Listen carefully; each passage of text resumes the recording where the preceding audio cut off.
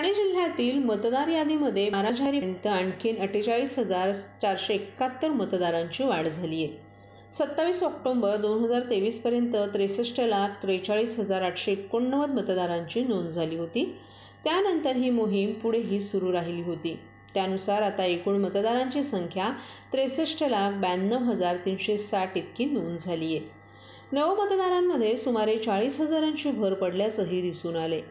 केंद्रीय निवडणूक आयोगाकडील निर्देशानुसार 1 जानेवारी 2024 या अहर्ता दिनांकावर आधारित छायाचित्रासह मतदार यादीचा विशेष संक्षिप्त पुनरीक्षण कार्यक्रम जाहीर झालाय. या कार्यक्रमामध्ये निवडणूक आयोगानं विशेष संक्षिप्त पुनरीक्षण कार्यक्रमाच्या तारखांमध्ये बदल केलाय. त्यानुसार ठाणे जिल्ह्यात 22 जानेवारी रोजी 18 विधानसभा मतदारसंघांची एकत्रितकृत प्रारूप मतदार यादी जिल्हाधिकारी आणि जिल्हा निवडणूक अधिकारी यांचं कार्यालय, संबंधित मतदार नोंदणी अधिकारी यांचं मध्यवर्ती कार्यालय, सहाय्यक मतदार नोंदणी अधिकारी यांचं कार्यालय तसंच सर्व मतदान केंद्रांवर मतदान केंद्रस्तरीय अधिकारी यांच्यामार्फत प्रसिद्ध केली जाणार आहे. पुरुष मतदारांची संख्या 34,49,490 तर स्त्री मतदारांची संख्या 29,41,442 आणि इतर मतदारांची संख्या 1,228 एवढी नोंद झाली आहे. त्यातही मतदार नोंदणीमध्ये 18 ते 19 वयोगटातील मतदारांची संख्या 30,130 वरून 69,720 एवढी झाली आहे.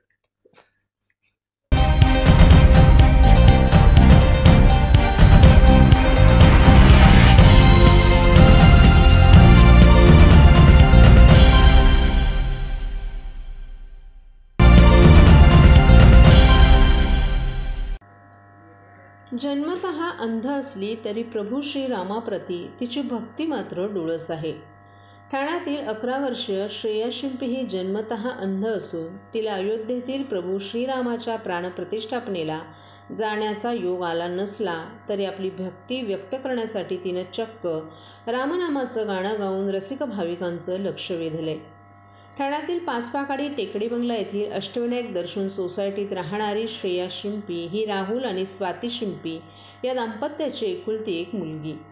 2012 साली जन्मलेली श्रेया जन्मतः अंध असून ती इयत्ता 5वीमध्ये शिक्षण घेते. दोन्ही नेत्रांनी दिव्यांग असली तरी श्रेया ही नौपाड्यातील ब्राह्मण विद्यालय या नियमित शाळेत शिकत असून प्रत्येक परीक्षेत शाळेत ती नेहमीच पहिली येते. श्रेयाचे आजोबा घरच्या घरी हार्मोनियम आणि बासरी वाजवायचे एवढाच काय तो कलेचा वारसा शिंपी घराण्यात होता. परंतु अनुवंशिकता म्हणा अथवा अन्य काही चमत्कार श्रेया बालपणापासूनच संगीत आणि गायन कलेत पारंगत होत गेली. श्रेयानं आजपर्यंत 200 गाणी गायली आहेत. तसंच अनेक गाण्यांच्या स्पर्धा आणि कार्यक्रमांमध्ये श्रेयानं आपल्या कलेचं सादरीकरण केल्याचं तिच्या आईवडिलांनी सांगितलं. अयोध्येतील राममंदिराच्या प्राणप्रतिष्ठापनेच्या पार्श्वभूमीवर सध्या देशभरात रामनामाचा जागर होतोय. या पार्श्वभूमीवर गीतकार प्रवीण भालेराव यांनी रचलेल्या आणि संगीत संयोजक अनिल वैती यांनी कंपोज केलेल्या श्रीरामावरील बोलो राम राम राम या गाण्यासाठी त्यांना सुयोग्य असा आवाज हवा होता. त्यासाठी अनेकांच्या चाचण्या केल्या होत्या. मात्र चिमुकल्या श्रेयाच्या आवाजाची त्यांना भुरळ पडली आणि पहिल्याच प्रयत्नात श्रेयानं हे गाणं गाऊन एक वेगळा आविष्कार दाखवला. श्रेया नेत्रहीन असली तरी श्रेया स्वावलंबी आहे. ती अभ्यासासोबतच आपली सर्व कामं स्वतःच करते. प्रभू श्रीरामासाठी गाणं गाण्याची तिची इच्छा होती. तिची ही इच्छा आता पूर्ण झाली आहे. बोलो राम राम राम हे गीत अयोध्येतील प्रभू श्रीरामाच्या प्राणप्रतिष्ठापना सोहळ्यासाठी अर्पण केल्याचं श्रेयानं सांगितलं.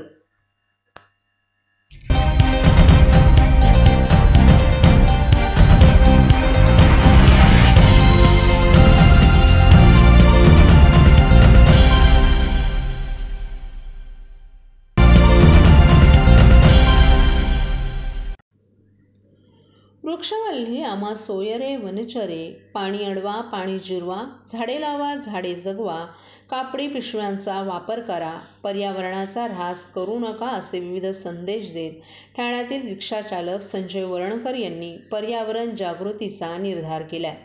आपलं शहर स्वच्छ आणि सुंदर राहावं यासाठी या रिक्षाचालकानं स्वखर्चातून आपली रिक्षा सजवली आहे. गेल्या 28 वर्षांपासून ते रिक्षा चालवत असलेल्या या रिक्षाचालकानं 6 वर्षांपासून पर्यावरण वाचवण्याचा ठाणेकरांना संदेश देत आहेत. संजय वरणकर यांनी आपल्या रिक्षाच्या आतमध्ये चांद्रयान, पाणी वाचवा, शिक्षण अनमोल आहे, चला सर्वजण शाळेत जाऊया, व्यसनमुक्ती, कचरा कुंडीतच टाकावा, प्राणी वाचवा, ओला सुका कचरा वेगळा करा, नेत्रदान आणि रक्तदान करा असे विविध देखावे मांडले आहेत. या देखाव्यांची माहिती प्रवाशांना देण्याकरिता त्यांनी रिक्षामध्ये आपल्या मुलीच्या आवाजात रेकॉर्ड केलेली 4 मिनिटांची एक ऑडिओ क्लिप देखील लावली आहे. थकलेल्यांसाठी थंड पाणी, पान, सिगारेट, तंबाखू आणि गुटख्यासारख्या व्यसनांपासून दूर राहण्याकरिता बडीशेप, डाळ, लहान मुलांसाठी चॉकलेट, कापडी पिशव्या, पुस्तकं, घड्याळ, कॅलेंडर, प्रथमोपचार पेटी, कचऱ्याचं डस्टबिन अशा सगळ्या गोष्टी रिक्षात प्रवाशांच्या सोयीसाठी त्यांनी ठेवल्या आहेत. संजय वरणकर हे मध्यमवर्गीय असून त्यांनी आपल्या रिक्षात येणाऱ्या प्रत्येक प्रवाशासाठी या सोयीसुविधा मोफत ठेवल्यात. त्यांचा खर्च भागवण्यासाठी ते जास्त वेळ रिक्षा चालवतात आणि त्यातून मिळणाऱ्या उत्पन्नातून प्रवाशांना सुविधा ते उपलब्ध करून देतात. त्याचबरोबर गरजू, कॅन्सर पीडित, डायलिसिस किंवा अन्य आजारांनी पीडित व्यक्तींसाठी संजय हे घरपोच सेवा देतात. त्यासाठी ते आपली मीटरपेक्षा कमी पैसे आकारतात. मला लोकांना इतका सुंदर प्रतिसाद आहे ना की आता मी हे जे केले मला तर 6 वर्ष झालेत, पण अजून माझी मित्रमंडळी पण काही गाडीत पाणी किंवा अजून झाडं, म्हणजे मी हे ठेवलंय तसं तुम्ही वेगळ्या लोकांना सेवा द्या, या परीने आपलं हे चाललेलं आहे. हे सगळं तुम्ही स्वखर्चाने करताय.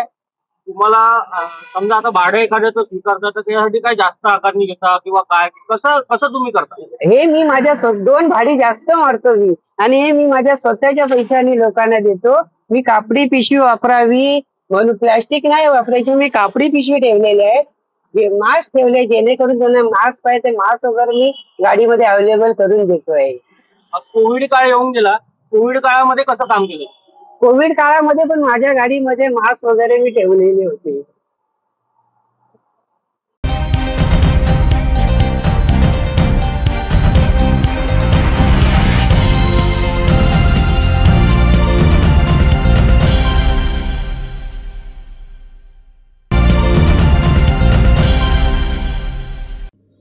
मुंब्रा बायपासवर आज सकाळी भीषण अपघाताची घटना घडली.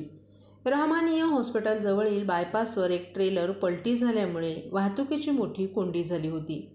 हा ट्रेलर बायपासवरून खाली न पडल्यानं सुदैवच म्हणावं लागेल. ठाण्याहून शिळफाट्याकडे जाणाऱ्या रस्त्यावर पहाटे 5 वाजण्याच्या सुमारास हा अपघात झाला. ट्रेलर चालक बुधराम सिंग यानं हरियाणाहून नवी मुंबई कळंबोळीकडे स्टीलचं ताण भरून जात असल्याचं सांगितलं. पहाटे 5 वाजण्याच्या सुमारास हा अपघात झाला.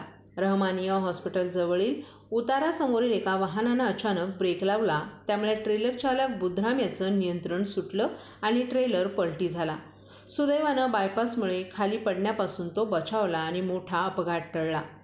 अपघाताची माहिती मिळताच अग्निशमन दलाचे जवान आणि वाहतूक पोलीसही घटनास्थळी दाखल झाले. ट्रेलर चालक बुधराम हा किरकोळ जखमी झालाय. या अपघातामुळे चक्काजाम झाल्याचं वाहतूक शाखेचे निरीक्षक सुरेश खेडेकर यांनी सांगितलं. वाहतूक चालकास वाहन हटवून वाहतूक सुरू करण्यात आली.